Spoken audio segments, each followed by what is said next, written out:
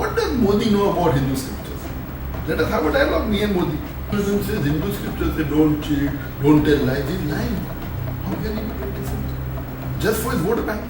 अस्सलाम वालेकुम नाज़रीन। भारतीय वज़ीर आज़म नरेंद्र मोदी से तो सभी वाकिफ़ हैं। उसकी इस्लाम दुश्मनी से भी सबको आगाही है। जो उसने मुसलमानों के साथ अपने दौरे इक़्तिदार में किया वो सब दुनिया पर अयां हो चुका है और ये सब वो ढके छुपे नहीं बल्कि खुले आम करता है। मुसलमानों के घर बिल्डोज करा देना, उनको बगैर जुर्म के जेलों में बंद करना, नमाज पर पाबंदी लगाना अब भारत में मामूल की बात बन चुका है। ऐसे में किसी आम और ख़ास को नहीं छोड़ा गया। बस नाम मुसलमान होने पर ही जुल्म के ऐसे पहाड़ तोड़ दिए जाते हैं कि खुदा की पनाह। डॉक्टर जाकिर नाइक भी मोदी के मुतासरीन में शामिल हैं। उन पर झूठा इल्ज़ाम लगाकर न्यूज़ चैनल्स के जरिए एक बयानिया बनाया गया, फिर उनको बैरून मुल्क से वापस ही नहीं आने दिया। उनके तमाम असासाजात और जो भी मालो मता था वो सब भी मोदी सरकार ने जब्त कर लिया। डॉक्टर जाकिर नाइक को अपना वतन छोड़कर मलेशिया में पनाह लेने पर मजबूर होना पड़ा। नाजरीन, डॉक्टर जाकिर नाइक ने एक नशिस्त में उसी दौर से मुतल्लिक बात की और मोदी को चैलेंज भी दे दिया कि वो खुद को बरमला हिंदू कहता है मगर हिंदुओं वाले काम नहीं करता। आपको उनकी तमाम गुफ्तगू उर्दू में तर्जमा करके सुनाते हैं। उनसे सवाल किया गया कि ढाका, श्रीलंका और केरला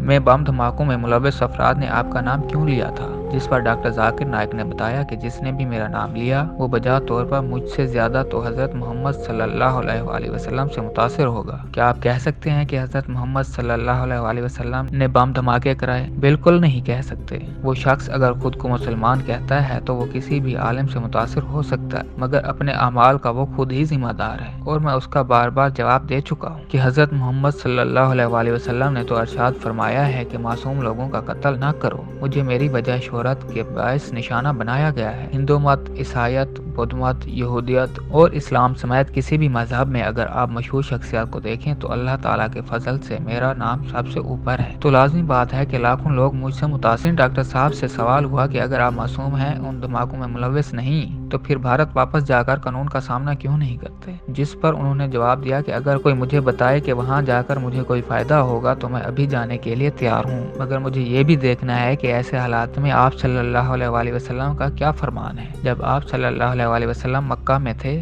तो मुसलमान अक़लियत में थे, उन पर इल्जामात लगाए गए और कत्ल की कोशिश भी की गई, तो वही नाजिल हुई और आप सल्लल्लाहु अलैहि वसल्लम को हिजरत करने की तलकीन की गई। मैं एक मरा हुआ हीरो बनने से ज्यादा जिंदा रहने को तरजीह दूंगा। अगर मेरे मरने से किसी को फायदा पहुंचता है तो मैं उसके लिए तैयार हूँ। कहना था कि बीजेपी की हुकूमत से पहले मुझे भारत के अदालती निज़ाम पर भरोसा था। अगर मैं हुकूमत के खिलाफ बोलता भी था तो मुझे यकीन था कि मुझे कम से कम 80% इंसाफ तो मिलेगा। आज देखें तो हुकूमत के खिलाफ जाकर अदालत से इंसाफ मिलने की तवक्को सिर्फ और सिर्फ 10 से 20% है। जब हम तारीख को देखें तो अगर कभी मुसलमानों पर दहशतगर्दी का इल्जाम लगता है तो 98% लोग जेलों से बाहर आ जाते हैं, मगर इंसाफ मिलने का दौरानिया 5, 10 या 15 साल तवील होता है और इसी दौरान वो सब जेलों में रहते हैं। तो अगर मैं देखूं कि वापस जाकर मैं 10 साल के लिए भी जेल भेज दिया जाऊं तो फिर भी मैं ये घाटे का सौदा क्यों करूं? मैं क्यों खुद को बेवकूफ जाहिर करूं? खुदा पर भरोसा करना चाहिए मगर साथ खुद को भी मुश्किल में नहीं डालना चाहिए। नाइक ने कहा कि भारतीय आईन में कोई ऐसी चीज नहीं है जो मुसलमान को कोई ऐसा काम करने से रोके या करने पर मजबूर करे जो वो नहीं करना चाहते। हमें 5 वक्त की नमाज लाजमी पढ़ना होती है। भारतीय हुकूमत नहीं कहती कि नमाज मत पढ़ो। अगर भारतीय हुकूमत कहे कि नमाज मत पढ़ो फिर मसला होगा। भारत की कई रियासतों में गाय का गोश्त बेचना, खाना और काटना मना है और इस्लाम में भी ये फाज नहीं कि लाजमी ही आपको गाय का गोश्त खाना है। भारतीय आइन और कानून से कोई मसला नहीं मगर असल मसला मुझे उस कानून और आइन पर अमल ना करने वालों से है। डॉक्टर साहब से सवाल किया गया कि क्या कल को अगर भारतीय हुकूमत तब्दील हो जाती है तो क्या वापस जाएंगे,